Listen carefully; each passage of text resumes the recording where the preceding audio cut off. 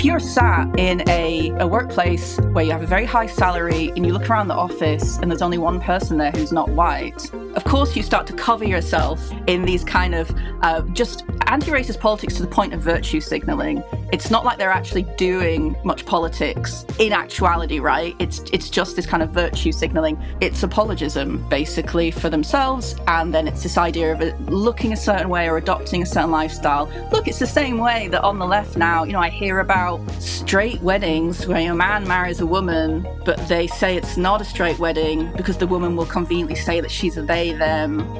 It's a way of saying, look, we're sorry we're boring heterosexuals.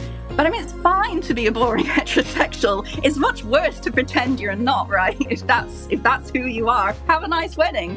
Welcome to the New Flesh podcast, the podcast you deserve. My name is Ricky Allpike, and joining me once again is Mr. Jonathan Astro. John, how are you? I'm good, comrade. We are talking communism, socialism, Marxism today with our very special guest, Jen Izaakson. We are. Jen is I hate to say this, but because it's a bit basic, but what a wonderful energy, She's a lovely person. So anyway, enjoy.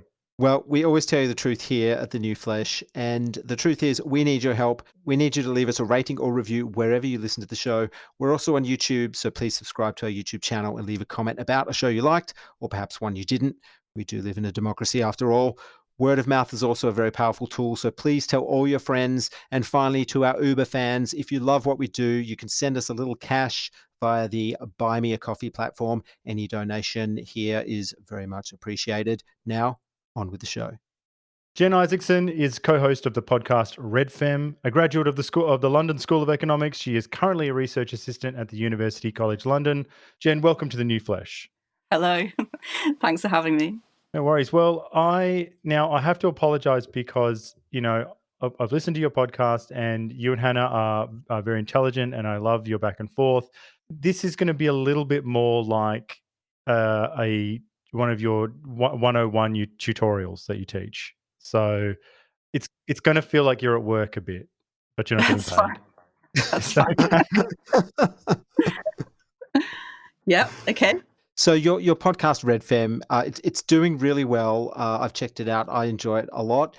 Can you tell us about the project, how you started it, why you started it? Yeah, so I guess it was that we kind of thought that there was a space for it on the left, that a lot of the left had been swept away with gender ideology, and there was a certain need for hopefully a kind of sane, sensible people on the left to clarify that none of this, has much to do with, I don't want to say the old left, but socialism, Marxism, materialism particularly, and that postmodern idealism really is the opposite of all of that, is the opposite of thinking in a materialist way or having materialist analysis. And we would have conversations about this, and then we kind of just thought we need to start recording them because other people might be interested. And it might serve a purpose to kind of fill that gap, basically. So would you mind telling us a bit about your own political journey and how you came to where you are now? Yeah, sure. So I suppose initially, when I was an undergrad at university, I was kind of eventually became a socialist. I was just sort of agreed with general left-wing ideas to do with, at the time being against the Iraq War and supporting free education, and then the kind of people I was around at university that kind of cared about things on campus, like, the nursery being shut down or kind of private companies coming in to take over the catering, and, people that worked at the university for decades getting sacked and replaced. And then I always had this sort of kind of eye on feminism. I remember being part of the Feminist Society. And I did things like, when I was 21, I remember with a group of other young women chaining ourselves to a Miss University contest and getting a bike lock and locking the doors shut, which they had to get a fire engine to come and machine, what was it called? Like a machine saw? the chainsaw. That's it. They had to come I've and got get a very soft chainsaw. hands, Jen. I don't know anything about a machine. So. Yeah, well, me neither. But this bike clock was like $9.99. It certainly did its job. But I always had this question of, well, feminism, like, what's the strategy? They don't seem to have a strategy. And I was very interested in socialism for that reason, because, of course, there's all these competing forms of strategy and analysis. And then I suppose, I always just used to say, oh, I'm just a socialist, and that's it. And then around 2014, I started to notice this uptick in, gender identity claims and politics. And the only people that made sense about it were radical feminists that I could see anyway. And so I started to think, well, these people can kind of see through all of this. And then I kind of became closer to feminism. And then from about 2017, I guess that's when I was, the movement here kind of kicked off, and I was around radical feminism. And for a while, I didn't quite realize the waters I was in, but I was kind of part of really the kind of separatist quarters of feminism. And then sort of observing that for a couple of years became completely disillusioned with that, and kind of clocking it for what it was. And it was more about kind of being part of a high demand group and just things that weren't true. Like, I don't know, the idea that Karl Marx never wrote anything that he wrote because what he wrote was good, and a man could never produce anything good. It must have been his wife. And I would sit there thinking, but we've got the letters, and we know that he has really messy, bad handwriting. And all the letters he wrote to Bruno Bauer were addressed back to him. So this would be some like serious political catfishing going on. And then I guess out of naivety, for a while I was involved with that kind of thing. And then I just realized, like, this is based on a load of lies. And that every separatist, the majority of separatists that I knew all had hidden husbands, hidden boyfriends, or were living off their father. And I thought, well, if this is a lifestyle, you kind of have to practice what you preach. But I even thought, well, if they were practicing what they preached, what would be the point, basically? And again, it came up to this thing of, this isn't a strategy at all. And then so I just now... there are really good projects going on in gender critical feminism. I think that Let Women Speak is one of them. And there's not that much going on the left here to put my energies into. This is also why I thought a podcast. Where is here for our audience? Yeah. The UK. So in London, but the wider UK, the left now is just, the far left, right? I'm talking kind of where I'm from politically, just doesn't really exist. And it's done a similar thing to what happened to second wave feminism, in that because of the kind of decades of decline, there are now just these kind of very small groups that are more like nostalgia fests, and it's more about having a hobby or supporting a football team. And rather than doing politics, there's been a definite turn away from politics. And also, most of them are so bad on this issue of women's rights. And when they aren't bad on it, it's from a class reductionist point of view. So it's really just saying, well, we shouldn't talk about, sex-based rights or, anti-racist politics or whatever. We just need class. And that's our, so it's this kind of turgid economistic, point of view. So even then, it's a bit disingenuous to say that they're gender critical. Just on that, Jen, I have a follow-up there. We're getting into the weeds really early, but in terms of this class thing, I'm fascinated about this. I heard you talking about this, and I feel like we certainly lean on class a little more now than we would, because it seems to be the only adequate tool or cudgel to get rid of the worst excesses of the kink machines on the far left. So one way of sort of getting them to shut up for 5 minutes is to go, well, you don't really care about class. And so what do you think about that idea? Yeah, sure, that's true. It is the case that, Zizek says this. He says, well, we can apply postmodernism to everything apart from class. Why does no one talk about the micro interactions of class? People do actually a bit talk about how class can be performative. But yeah, that is good, but that doesn't necessarily mean that people will then think that doing class politics is a way to succeed. And I think that once a movement is so in decline, the groups that exist and the people around those orbits are very concerned about their own existence. And the thing is that, talking about, say, having a meeting on trans or queer sounds sexy. You can get a lot of young people to it. And then you think, well, if we draw in enough young people, our group will be reproduced because they'll still be here in 20, 30 years. So they're really thinking about the social reproduction of their groups more than, say, getting involved in class struggle. I also think that there has been a bit of a thing where the left is dominated by individuals who are upper middle class or sometimes surprisingly aristocratic.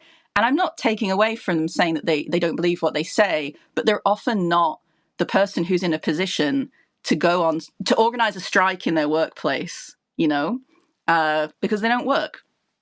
And, or they'd be a manager, right? Or they'd be the boss. So, yeah, I mean, you can say that and say we should get back to class, but some of them will say yes, and we do, and they'll still have a kind of constructing a clubhouse that is really for them and their friends. And to think about the last time there was huge class struggle, which was say in the 1980s.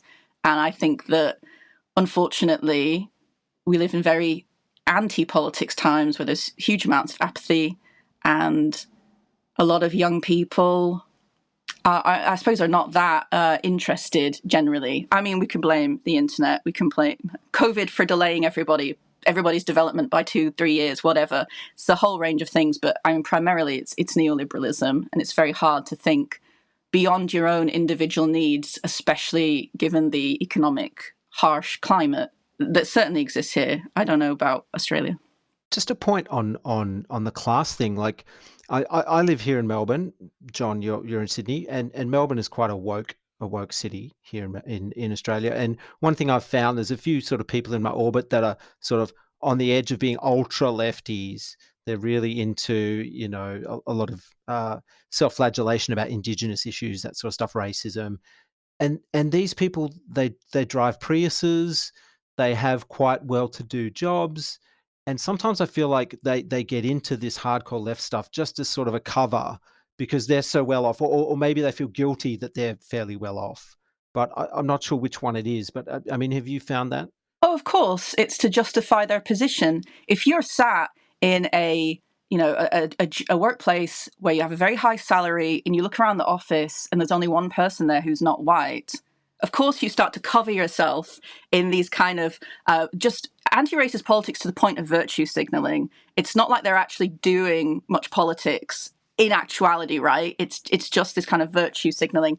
There's a very good book by Catherine Liu called Virtue Hoarding, the Politics of the PMC, and she talks about the professional managerial class and how this tendency to do that. But it's apologism, basically, for themselves, and then it's this idea of looking a certain way or adopting a certain lifestyle. Look, it's the same way that on the left now, I hear about straight weddings where a man marries a woman, but they say it's not a straight wedding because the woman will conveniently say that she's a they, them. It's a way of saying, look, we're sorry we're boring heterosexuals. But I mean, it's fine to be a boring heterosexual. It's much worse to pretend you're not, right? If that's who you are, have a nice wedding.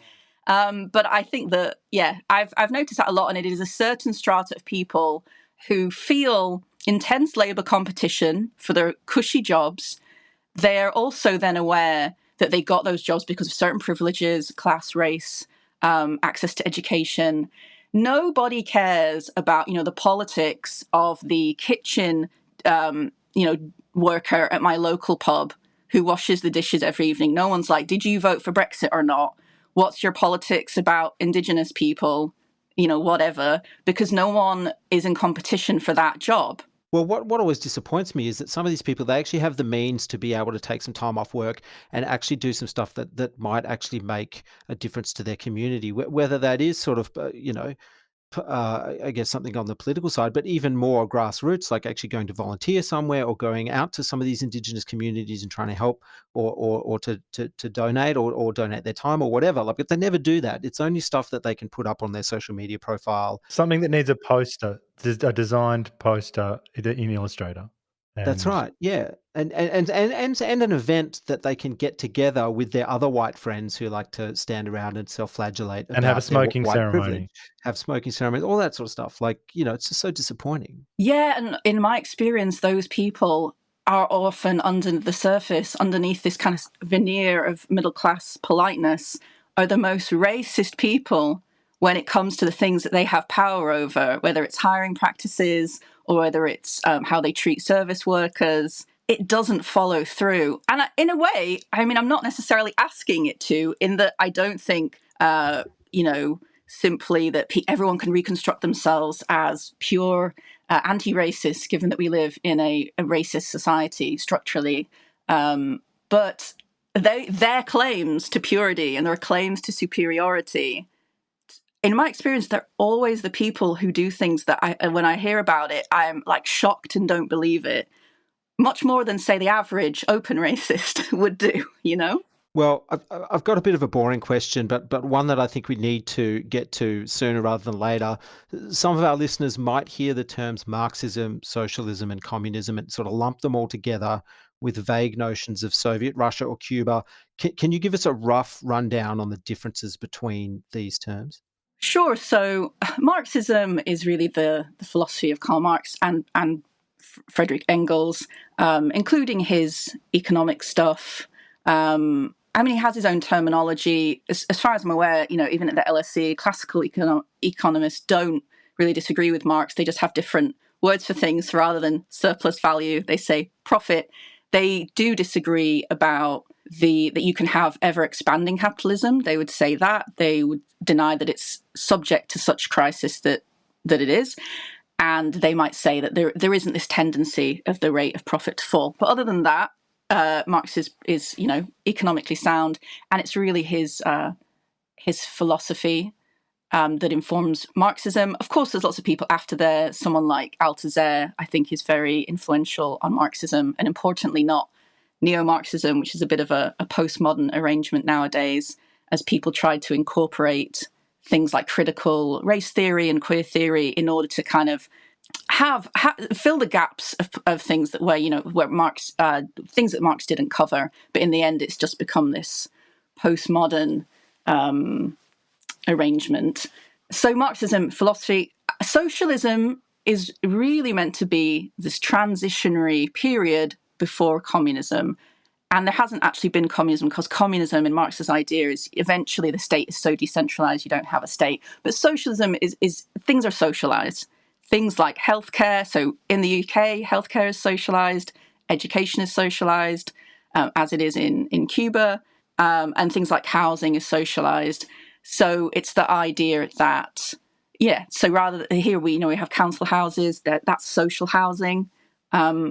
And it's meant to be that kind of period that eventually, where things are nationalized and socialized, and eventually there'll be communism. But there's quite a big difference between them.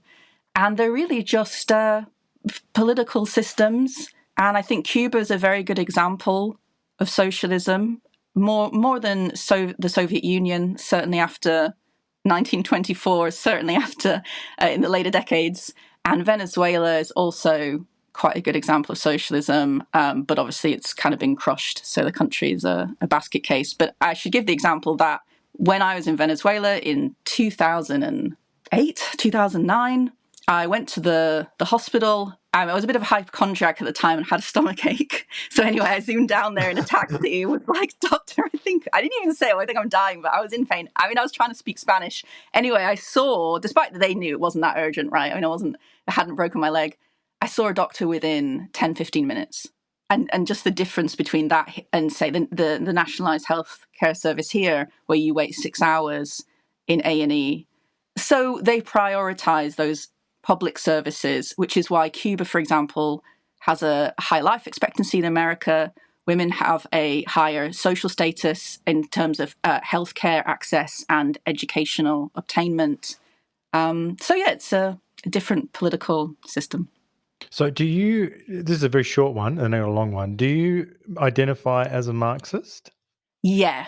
But I'm not always that interested in political labels because lots of people will say they're Marxists, and you guys seem pretty legit though. Like I listen to your podcast and I'm like, no, if these guys use labels, then I'll believe you. You know what I mean? So my next question is, since we're going down this route, what do people get wrong about Karl Marx and Marxism? What are the main things that people get wrong?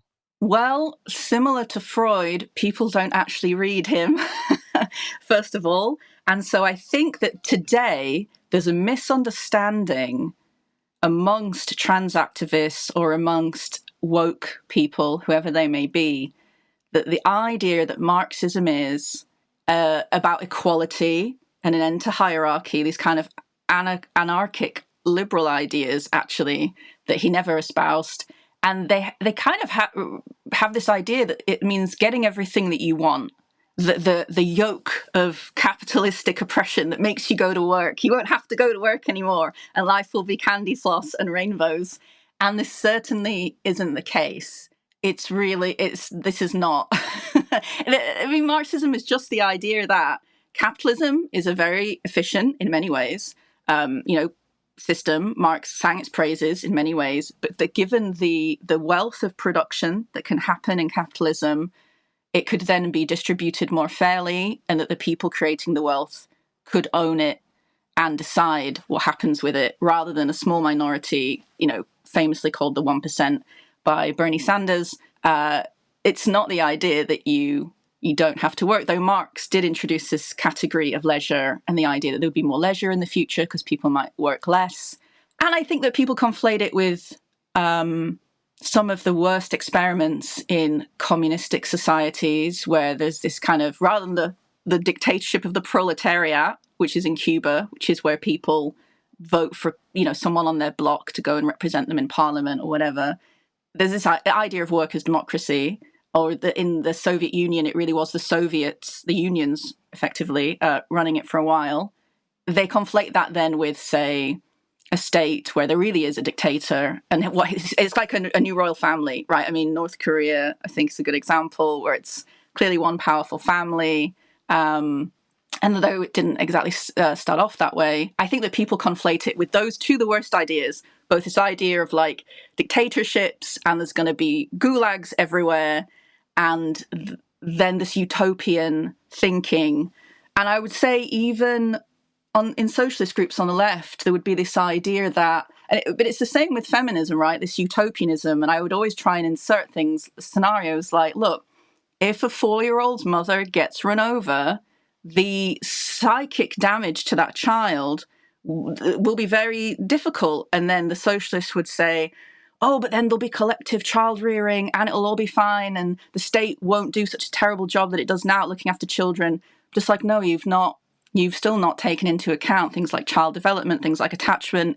And for me, the appeal of Freud and psychoanalysis was that neither radical feminism nor Marxism incorporates child development and, for want of a better word, psychology. But okay, we'll be specific, say psychoanalysis. So you've read Marx's work, obviously. So maybe you could tell us about what his writing is actually like. There might have been some people, not us, who want to know what the name of his book is and what his actual writing is like. So the most famous one is Kapital, Das Kapital in German. Volume 2 is the most notoriously turgid. Volume 1, I think, is where everyone should start. I should say that a lot of his writing is very beautiful, though I've heard it's much more beautiful in German. And for me, one of the best books that speaks to now is the book called The German Ideology, which he wrote with Engels. And the first couple pages may as well be about trans ideology now. It's all about how if you change the word for something, it doesn't change the thing in itself, and the way that people delude themselves with ideas. And it's basically an attack on idealism. So that's the one that I would recommend starting with, honestly, is The German Ideology. Now, I used to hear the term cultural Marxism used as a kind of stand-in word for woke. What's your view on that term? As far as I know, it was a bit of an old school anti-Semitic term for a while. And then I think when people say that, sometimes they mean this idea of kind of lefty teachers or something. But the reality is that, say, Marxist education is really just constructivism, right? It's the idea that you don't just do traditional education with kids where they learn and repeat, but that you involve them in constructing their own learning.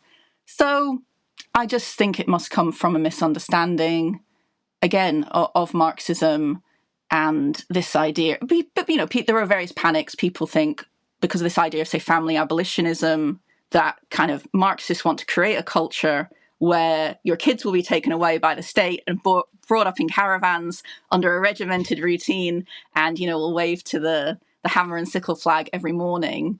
Really, the idea of family abolition is that mothers bear a disproportionate burden of labour within the home and childcare, and that if there was decent state provisions, so, you know, what East Germany had for, still today, I think, nursery from 6 months, things like social programs like, you know, like kids clubs, kids camps that exist in the summer, but today you just have to have the money to pay for them, right?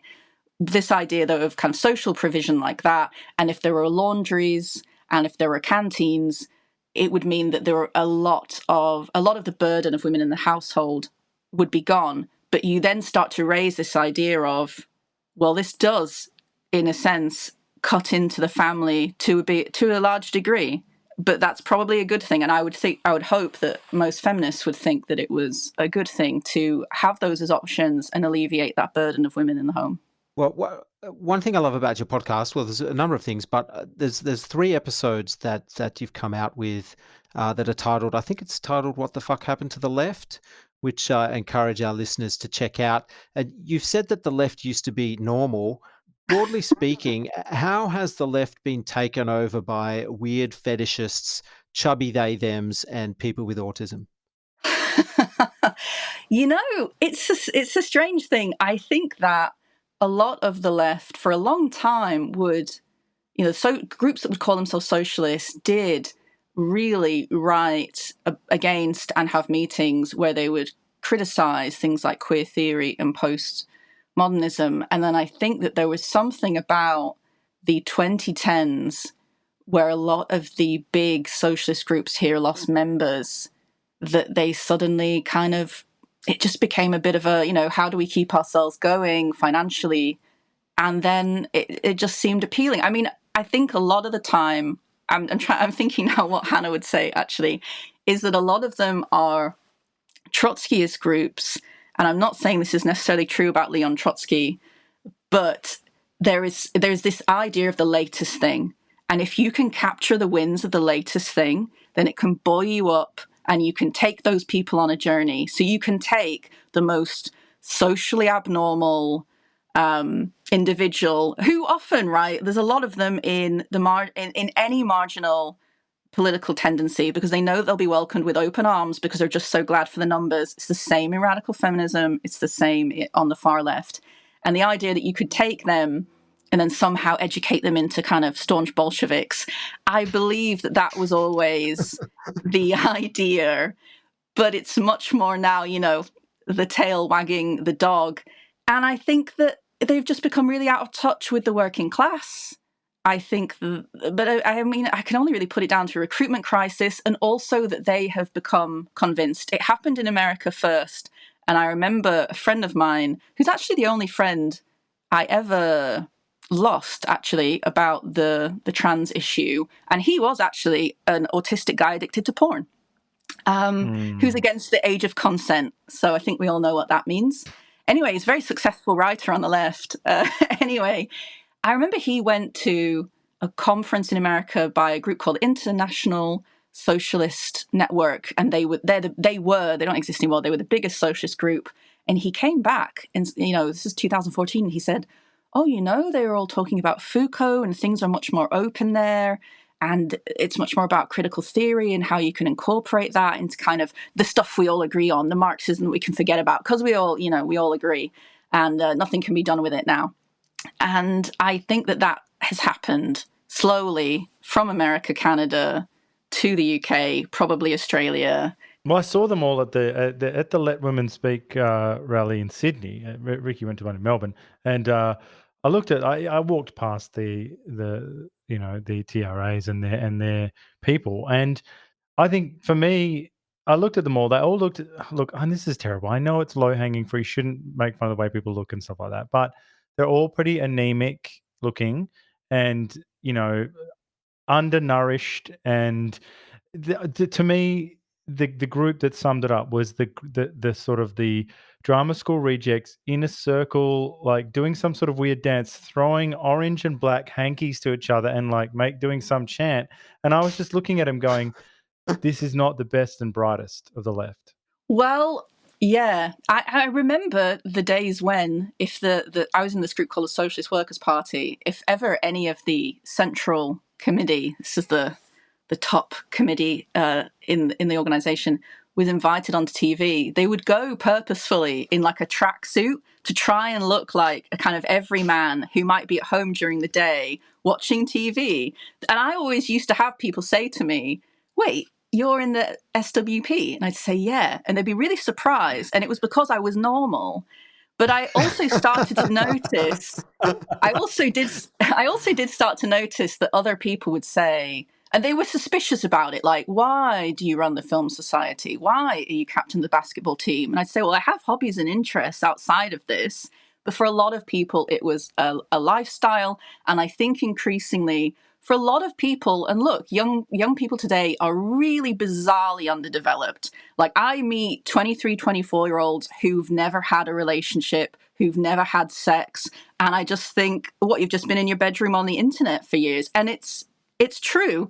And I think there's a lot of individuals, whether they're young actually or whether they're a bit older, that see this as a way to have friends if you can't make friends otherwise. By this I mean transactivism. Find social connection, get a life, basically. People who can't create meaningful lives for themselves then can kind of tag along with this. And unfortunately, because those people usually are quite socially poor because they're disturbed and whatever else, they have problems, that then feeds into the politics. And then you have these people that are, feel carte blanche to go around terrorizing people, not even realizing how bad it makes them look, but this isn't politics. This is you taking your problems in life out on others. So I think there's something there. I also saw, Jen, I don't know if you've seen this as well. I'll get off the trans stuff in a second. It's just, it's we thought we could get away with not talking about it all the time. But so I don't know if you see this group of people. It's at the event, I'm sure I saw more than one set of this people. It's like a trans identifying male, young, sort of biggish, on the chubbier side or whatever, and then a coterie of his handmaidens around him, and he's the leader of the gang, and he's got these chicks that he's dominating, and he's telling them, like, aren't I a beautiful woman? And then they're going, yes, you are. Have you seen this gang? I have seen that kind of thing. Look, I think that to use, I don't know if you've heard, FDS, Female Dating Strategy Podcast. You must have heard of it. No, sounds good. It's a great podcast. Anyway, they have these categories, and I think these categories are fair, but they sound a bit harsh. But there's a lot of low-value women who find it very hard to get male attention. And look, it's really kind of knowing the sorts of women in feminism that I wouldn't always be friends with that made me realize that a lot of women want male attention. Actually, it's like some of them, it's their key thing in life, especially when they're young, right? Anyway, this is a way to have male attention and find, he will be a low value man himself, and that's his only way to get female attention. So it becomes quite perfect. He can pretend he's a sex god and has a harem of weirdos, and they will be really and they will be really pleased when he sexts them at 3 a.m. in the morning. And they'll just try and, pretend that he's not also sexting everybody else. So this is kind of a mutual... So he puts on this, he's got the dress on, he's doing all this, but then it's still 3 a.m. You up, like still just old-fashioned. Yeah. The veil drops. You up? Exactly. So, you know what? There is something here to be said about, again, just to bring up, it's because my PhD was on Freud, so this is why I end up thinking about it a lot. He said that a perversion is a negative of a symptom. And what he meant by perversion was anything other than intercourse. And he's not saying that that's wrong. He was trying to point out that everybody engages in sexual acts that isn't just to produce a baby, and that that's normal, actually. And this is where he came up with this universal theory of perversion.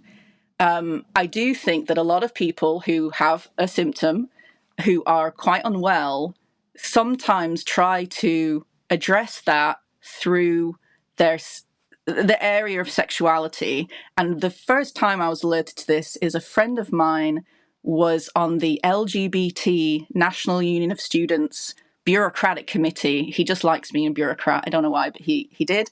And he would help run the conferences. And he said, Jen, the vast majority of students who come to this conference are mentally ill because they tick on the form. So he knew these statistics.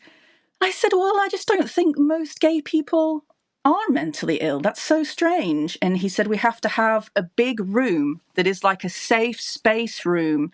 And I walk in there sometimes and there's just young people like screaming, crying and rocking. And I don't know if it's performative or not. I don't know if I should call a psychiatrist or not. But a lot of this is about running a conference to keep these people at bay. They'll run to the front and say, I have an allergy to orange juice. Have you checked that everybody here doesn't have orange juice? And he'll have to say, well, you should have put that on the form. And I came to the conclusion that the kind of people that would be interested in this realm, and it's the same with BDSM, in the realm of wacky sexuality, often they're interested in it because they're trying to work out their own psychological problems. It's the same with BDSM. Well, I've got a question about leftist men for you here, and I'd like to know why leftist men are so tough to take. I think about people like Owen Jones. They come across as whiny white knights. Is it possible to be a man on the left and not be an annoying twat? Well, I don't know about nowadays. I would say that there are still quite a lot of men who are on the socialist left and they're either privately GC or a bit more open and they kind of get away with it a bit more because they're men. Then I would say that there's a category that just has never thought that women's rights was important. I mean, I recently came to the conclusion that if the vote was taken away from women in this country, I don't think the vast majority of men on the left would care. And I mean, I really think that's true. Like something very basic like the vote, and they just say, oh, this is they'd have an explanation. This is a bourgeois electoral thing anyway, as if voting isn't important in a liberal democracy. And I think that men like Owen Jones are a bit of a special case because I think that he spends a lot of time trying to seem very trad, like, I'm just a gay man who has monogamous relationships, which isn't true, and that he's sexually boring, and this kind of thing. And I think that for them, for those gay men on the far left that are just some of the most vicious about the trans stuff, for them it's because women are critiquing this as pointing out that for many men it's a fetish. And then I think they start to feel like that could very quickly be turned on me. Or so it's something like that, I think, that they're worried about the idea that if you stigmatize autogynephiliacs, that then they would be next. Or there's something like that happening. So I think that's a special category that I would also put, say, that MP here, Lloyd Russell Moyle, because they really react, especially about any critique of sexuality. But I still think that it's about any curtailment of male sexual right is seen to them as an existential threat to their own sexual rights, basically, and the ability to go and have sex with whoever they want. But by and large, on the left, yeah, I mean, it just sort of shocks me. And the thing that I find difficult is that, say, men that are right-wing, quote unquote, or considered right-wing, say someone like Jordan Peterson, I could have a much better conversation with him, even if we came to very different conclusions. But because we both agree on the terms, we can actually have a discussion and work something out, say, and see each other's perspective. Whereas I just find that, especially because men on the left are so traditional, actually, this is what the cover story. This is partly why they say the left says that they buy all this crazy sexual stuff like BDSM and sex positivity, and that porn and brothels, are wonderful, and we should have porn on every advert at every bus stop. Sex work is real work. Yeah, all of that attempt to incorporate it into kind of cobbled workers' rights and socialist theory. Actually, left-wing men, they get married, they name their children after themselves, and they don't have sex outside their relationships. No, seriously, they're the most traditional, and that's their covers. It's distraction, basically. The same way on the right wing are always embroiled in sex scandals, but they preach marriage, monogamy, and remaining a virgin till you're 32 or whatever, and they're doing the opposite. Well, what about some of these young heterosexual men on the left, though? I mean, are they just in it as a sort of a woke fishing thing where they can, I don't know, get a bit of action on campus, or I mean, what do you think about that? I would say the ones around trans stuff and queer, yeah, definitely. It's low value men who are just trying to look like, oh, I'm a nice guy.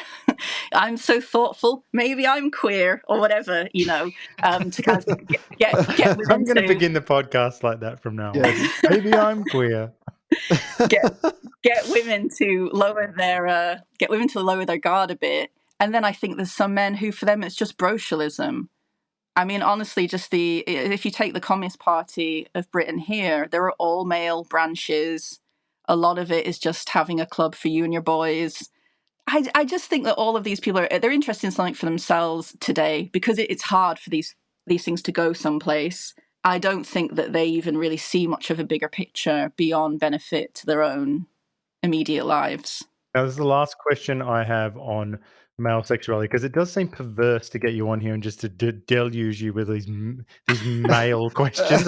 Anyway, Jen, what do you think of big dudes? It's just a bit much. So the question I have is, you talk about this on your podcast. I thought this was absolutely fascinating. Can you talk about how male sexuality ruins everything? So this idea really resonated with me.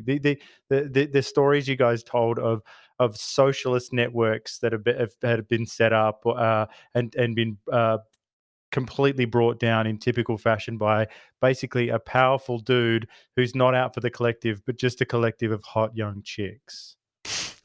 Yeah, I mean, it's not that I think that groups are constructed for that purpose, certainly not in the past, but I think that there often becomes a kind of one or a couple, or, very powerful men within an organization who then have access to young people, in the youth groups. And I think that there isn't much oversight, and they have such clout within the party that they end up sort of destroying it through sexual activity with teenagers, often violent. And this happens time and time again. Jerry Healy is a figure to Google on this. He actually used party officers to rape women and carried that on for a very long time. The SWP had its own version of that. And I even know, there was a really good project called London to Calais that was, basically taking food for people in the Calais refugee camp. And the guy that started that, it collapsed because I think he was married, but he basically had a bunch of kind of student girlfriends. And then and he was really controlling and wouldn't let them speak to other men. And then they all kind of got together and found out about this and wrote a thing saying, what he'd done or whatever. So it's really, I find it really incredible that there really isn't a sexual politics on the left that is critical of sexual practices at all. And despite the fact that seems to be the biggest threat to these organizations. So, for example, I left the SWP over a member of the Central Committee sexually assaulting and raping 2 teenage girls. And then I joined this thing called, I think it was our version of the ISN network. And then the same thing kind of happened again. There was like a weird split. If you want to look it up, it was called the kinky racist chair split. And I didn't leave over that purposefully. That sounds like something I would make up on I'm this Googling podcast. it now. That Should can't be Google real. it. So my friend who I mentioned earlier, who was the autistic guy who's addicted to porn, he was in this group and he said there was a exhibit in London where black women were made into chairs that you like sit on. It was the like furniture. And of course there was some criticism of this, that it was racist, that it was misogynistic, but because it has, he said, well, this is a kink, right? And so it's this idea that as soon as you say It's something okay, is to do, exactly, as soon as you say something to do with sexuality, it's fine because that's the one thing that cannot be curtailed. And then there was this split over the kinky chair, over the racist kinky chair. And I wanted to leave at this time, but I was like, I can't be seen to leave with these weirdos. So I waited about a month after they wrote their letter about how appalled they were that they didn't get to sit on black women when they wanted, or whatever it is they were fighting for. And so a dozen of them left. And then I kind of just privately left this bonfire after a month. And then eventually the whole group folded because some guy was accused of sexually assaulting a woman in a bathroom. And then they did a kangaroo court. This is what they always try and do. And this is always what really indicts them, is that they're so bad at metering out their own justice. There was a kind of investigative committee formed, and it included his sister. And it was the exact same thing that had happened with the SWP, where there'd been an investigation into this guy, but it included like his best friend. So it's just like a farce that goes round and round. And Jen, what is the at the heart of this? Why can the left not control their men? Why can't they just? Why are they so affronted by the idea of there being absolutely any limits? Like, and this is a really online too much example, but if you take in America, Jeffrey Toobin, is caught whacking off on a Zoom call with exactly the person you don't want to be whacking off in front of, and that's Masha Gessen. She's not down. I can tell you, she would not be down with that. And so, but then he's back on air in like 2 minutes. And the only reason I bring up that you've given all these really great grassroots examples, but I see that them being completely everything in the middle, all the way up to the very heart. I reckon someone at the New York Times could have a grotesque kink or do something like this, like aggress a woman or do something awful. Well, Don Lemon's done a bit of this stuff as well. I know I'm talking about all these American people, but what is at the heart of this sexuality problem that the left has?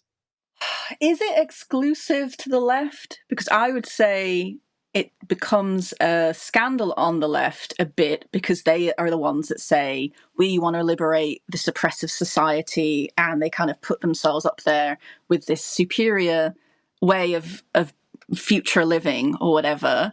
And I think that, I don't know, if it just on the right, it's more private. It's locker room talk. It's I'm not proud of it, but it is things people say. And that's what the Donald said. So like maybe it's a way of, he's just said, well, we don't know what went on there, but I think that's that. Do you think that the people on the right, could get away with the same thing? Do you think you could have someone on the right? My guess would be that there are stop measures. I think that the political right wing are very organized. I think that they're much more serious because, I don't know, they feel the winds of history are blowing in their direction or whatever. And I think that when a man starts to be a problem in that way, certainly this is what it's like in the Tories here, he is very quickly ousted. And they kind of operate like sharks, which is if you smell blood, you attack, and that's it. The left doesn't have organizations with much oversight. And however big they get, however big these fantasies of revolution grow, I think that they never really feel accountability or in touch with the mainstream to the point where you think, this is a problem, we need to shut it down. That would be my guess, is that left-wing men are not necessarily peculiar. I just think that it's much more tolerated. And I think partly that's probably because they haven't gotten over, the stuff in the sexual revolution and this idea that, like William Reich is quite a famous guy that tried to kind of merge Freud and Marx, and this has been done for a while, and he misunderstood Freud and said, oh, you'll be happy if you just get less repressed and you have loads of all the sex that you want, you act it out, which is kind of the opposite, actually, of what Freud said. But I think that they follow that kind of thing. So the way that it was explained to me about this man in this SWP, this middle-aged guy who was sexually abusing teenage girls, was, well, it's moralism for you to, have a problem with the age gap. And I just said, sorry, a man in his 50s with a 16-year-old girl is taking fucking advantage, even if it's quote unquote consensual. This is not something that should be done. And then it was, oh, but that's moralism. They use this term moralism a lot, whether it's arguing against the age of consent or justifying, all kinds of things, racist shit. All sex stuff, all sense experience sex stuff, where they're like, Jen, you really getting in the way of you've been a buzzkill. All right, just let me. We're doing the marches, we're doing all of the handing out the leaflets. If you won't let me get my end away, then this whole revolution is over. Yeah, exactly. But why is the left today so oblivious to the harms being done by the sex work is real work mantra, that, and the whole sex positivity movement? They don't seem to see a difference between someone selling nudes on OnlyFans and, say, a prostitute servicing 30 odd blokes a day, Yeah. I would say ultimately they don't care from two directions. The first one is they just don't care about women. I mean, to the point where I think I remember having a friend when I was younger in the socialist group that was a bit of a feminist. And as soon as anyone kind of knew that, they just sort of wrote her off, carved her out, and she hadn't even said, what her feminist politics were. I think that they absolutely want to sideline any feminist concern or any concern of women. And I also think that they believe in this kind of stupid kind of workerist idea that if we can just turn everything into labor and subsume everything into labor, and we can make everything a form of work, then somehow we can then change the world by going on strike. And it's like, Marxism painting by numbers. And that's where it comes from, I really think that is, but I mean, if you say to them, okay, well, let's form a union for prostituted women, what would be the benefits in terms of better working conditions? What, a softer mattress? I mean, women already have like numbing cream. They already get drunk or take drugs so they can disassociate. I mean, this is the thing. It's like, are we going to open like BDSM torture parlors soon where like Karen, who works in the office, can do a shift in the torture parlor in the evening? And what's your solution? Well, I don't know. Yeah, give her some drugs so she can disassociate, or that the person torturing her can be polite.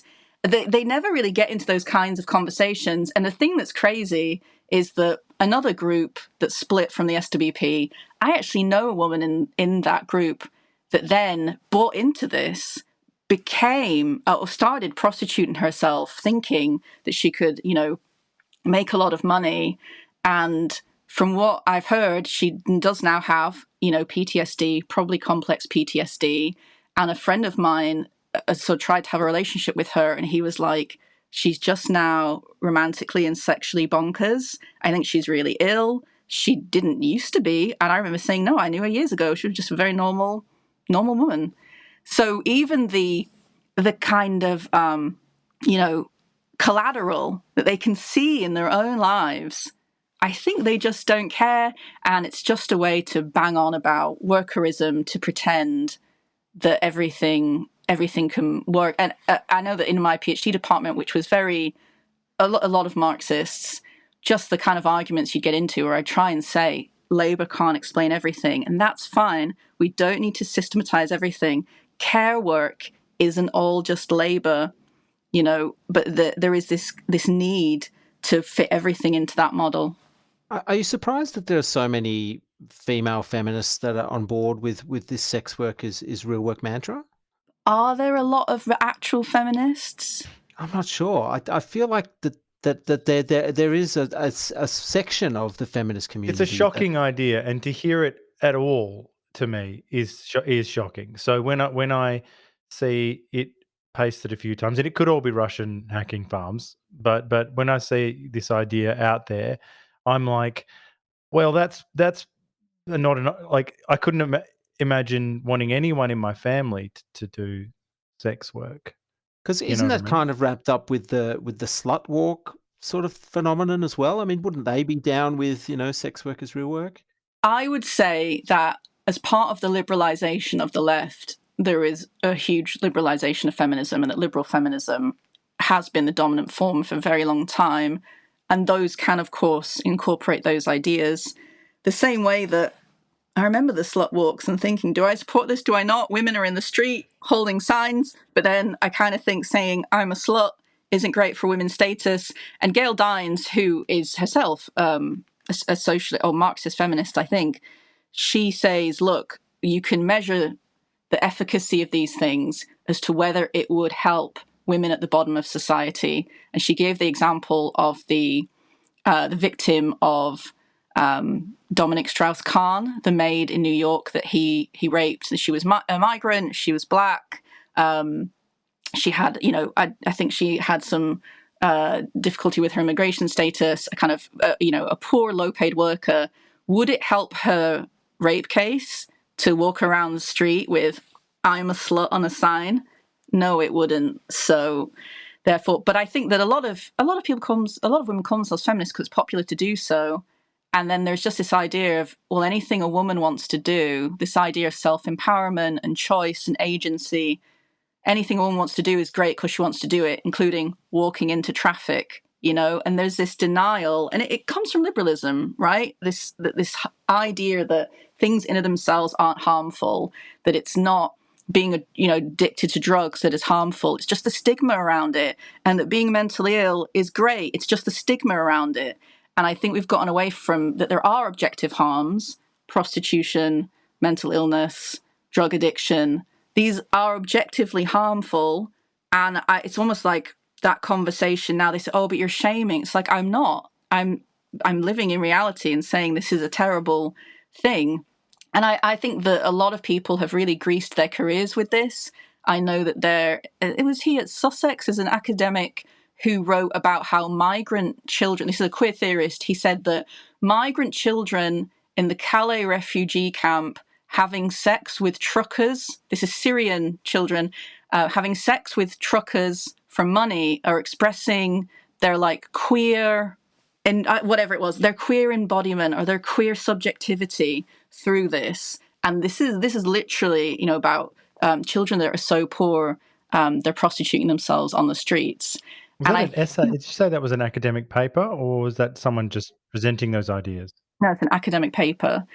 Okay. And the idea that the left, who has always considered itself, again, like the people that say, hey, we know a better way to run society, and society's not fair, and we could all live much happier lives, and we could have a fairer distribution of wealth, all these kind of high ideals, are the same ones that are so clearly putting any kind of moral compass in the bin. It's very confusing. But to get back to the question, I think this thing about feminists saying that, like Silvia Federici, who's very good, held a sign saying sex work is work. I think that she probably won't quite know what that means. She'll think it's related to the, what's it called? It was like Housewives Work is Work campaign. But I think that anybody serious, I don't know of anyone who's really a feminist that buys into that, and it's just liberal feminists, really. Now, I got the feeling from your podcast that you're a little bit disappointed by the treatment of women within communism, but also what women inside the political movement are willing to put up with. Now, you've already touched on this already, as you've sort of highlighted that a lot of the people that are into communism or socialism are dudes. But maybe you could unpack what communism offers women. Do you mean what offers women in communist groups, or communism itself, or both? Communism itself, I think. Okay. So it's hard to imagine a society that's communistic because this idea of collective democracy or whatever else. So it's better, I would just say, I'll just describe what I think a socialist society has to offer, and then I suppose a communistic society would have more of that. But it is this idea of the alleviation of labor inside the home, So things like laundrettes, where you take your washing to be done and then a worker does it. If you don't want to make dinner that night, there's a free canteen on every block where you can take your family for dinner, so you don't have to, spend an hour preparing food or whatever. I think that things like nursery provision from 6 months is great. It's something that has happened as an option, not something that's mandatory. I think that, the alleviation for women in the home. I also know from history, I mean, look, when North Korea was first founded, they hung pimps and pornographers. China, actually, because my friend tweeted about it for her birthday, hung 3 pedophiles, right? Even this idea of recognizing that things like rape and pedophilia are worth the death penalty, and that in many ways are worse than murder. Those, actually in the global south, those often accompany socialist politics or kind of communistic ideals, and that we want to live in a safe society with actual values, and that the people who are the most vulnerable should be the most protected. So the global north is not even a great way, it's not a great way to have insight into whether socialism in practice or kind of what socialists want and believe. But for me, I think even if this question of, if feminists got all of these provisions, we would end up living in a bit of a socialized society, because things like food, laundry, and other things would be supported by the state. Well, Jen, I want to give you the last word here. So I have a question for you. Can the left be saved from the kink machines and freaks who believe that yarning is racist? I'm sure there are people desperate to rejoin the fold, but are still so repulsed by the faculty lounge politics of the modern left. In the global north, probably not. I mean, I'm kind of doom-pilled on this question, as the Gen Zs like to say. In the global north, I don't see any sign of that being possible, and I don't really think that women should waste their time trying to salvage the left, and I think it's often an exercise in masochism and eating shit, and you just have to, at a certain point, being like, I'm not going to put my energies towards this when it's just kind of taking away from me and doesn't have a prospect for women in mind. And it is, unfortunately in this country, it is the left that wants to obliterate women's rights. I mean, we can call them the liberal left, we can say they're radical liberals, they're infantile leftists, and all of that is true, but it's still, those people have kind of captured all of the organs of the left, say, the ones that still exist. And I just don't want to waste my time with it anymore. Yeah. So what's the future then? I mean, is it about starting a different group, a different organization? Well, I don't know. I mean, that's the thing, that these things tend to not, you can't really do them off your own bat. I think that in regard to radical feminism, Kelly J. Keen's Let Women Speak, actually she did come across a strategy for radical feminism, and I don't think it had one before. Clearly what she's doing is cutting through to many layers of women, and I think that when she does a political party that's kind of single issue, I think it could do very well. In regard to the left is always kind of 2-3 years behind anyway. I'm not sure there's anything there. And I just think, I mean, I have been involved with kind of doing politics for 15 years. I just don't want to give it more of my energy where it's like I'm the one doing everything. So even if I started a group and said, okay, here's my flag, please, sane left people join, because even the left sane people today are often involved with the left for things we talked about earlier, lifestyle, friends, lovers, having a social group. It's not like you can just then attract the serious people. I just would feel like it was standing against the tide a bit. But I certainly do think that, if something does come up, I know that the people often will get involved with a strike in their workplace, or a campaign, say, on a housing estate. All those things are still very good. But a lot of the time, you just bypass the so-called organized left today to be able to get on with anything. Well, Jen, thank you so much for giving us so much of your time today. There's one more question we ask everyone, and I know you're going to have a good answer to this. We'd love to know what you're reading right now. Okay, so I'm reading Silvia Federici's book called, I think it's Witches and Witch Hunts. And the reason why it's great is it's a very abridged version of her very famous book, Caliban and the Witch, which is a particularly kind of laborious read about how the transition from feudalism to capitalism needed to involve the witch hunts, because it was about not just the enclosure of land, but the enclosure of women, who would often live in extended families or have kind of women's social groups a lot more. And it was about kind of the transition of forcing women into the home and getting rid of the kind of women who that was not going to be possible with and might reproduce a tendency that doesn't fit in with that. And she does, in this Witches and Witch Hunts book, talk a bit about transphobia. But what's kind of funny is the next book she brought out was on the body. And because it was about the body, she just got cancelled. So I'm sure she really regrets talking about that in this book before she was cancelled by all these people. So I'm reading that, and I'm also trying to read Victoria Dutchman Smith's book, Hags, which is about the specific kind of prejudice and discrimination that middle-aged and older women face. Yes, I'm trying to get her on the podcast. Oh, I'm sure she'll do it. I'm sure she'll do it. I got through to the pub. I can take out the trash at the end of the podcast. If only the hardcore people are still listening. I tell you what, these publishers.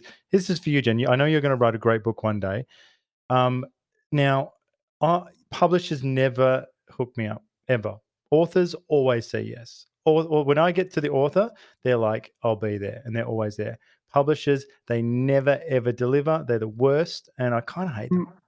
And I say it. Yeah, I see. I know what you mean. But you can just go straight to the person, right? Yeah, but like she's got a wall. This is an example of no DMs, no nothing, and then it's like like they've got a site with no contact. It's hook us up, Jen.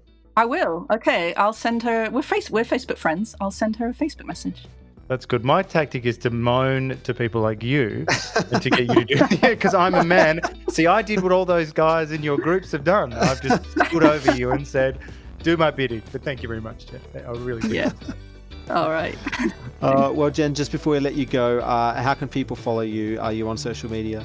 I am. I'm on Twitter as Dr. Jen Izaakson. They should also follow RedFem Pod.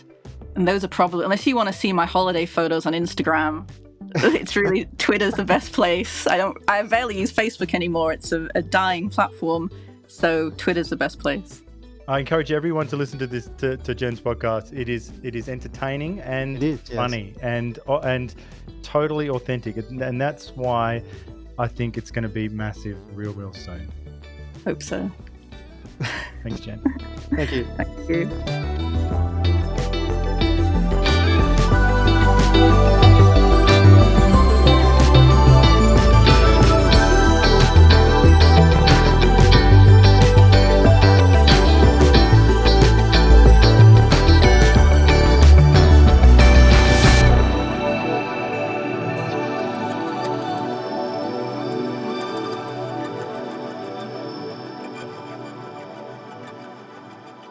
Thank you for listening to the New Flesh podcast.